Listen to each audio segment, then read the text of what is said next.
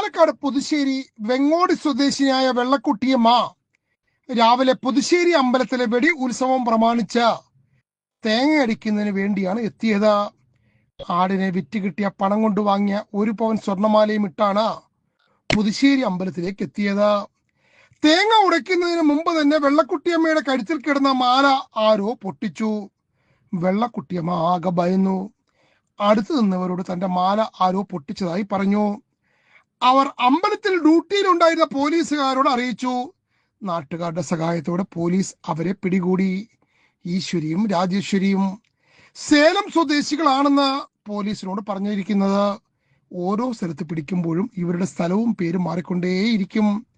പക്ഷെ ആരെങ്കിലും ഒരാൾ എപ്പോഴും ഗർഭിണിയായിരിക്കും. തല്ലുകൊള്ളാതിരിക്കാനുള്ള സൈക്കോളജിക്കൽ മൂവ്മെന്റ് ആണിത്. എന്തായാലും ഉത്സവങ്ങളുടെയും വേലകളുടെയും സീസണാണ്. ഇവരുടെ മുഖം നന്നായി നോക്കി വെച്ചാൽ പ്രയോജനപ്പെടും. ഇല്ലെങ്കിൽ മാല പോയതിനു ശേഷം പറഞ്ഞിട്ട് ഒരു കാര്യവുമില്ല. എന്തായാലും ഇവരുടെ കയ്യിൽ നിന്നും 1 പവൻ തൂക്കം വരുന്ന മാല കണ്ടെടുത്ത് വെള്ളക്കുട്ടിയമ്മയ്ക്ക് നൽകി കസബ പോലീസ്. അങ്ങനെ പുതുശ്ശേരി വെടിക്ക് വന്ന വെള്ളക്കുട്ടിയമ്മ തേങ്ങയും ഉടച്ച് വീട്ടിലേക്ക് സമാധാനത്തോടെ പോയി.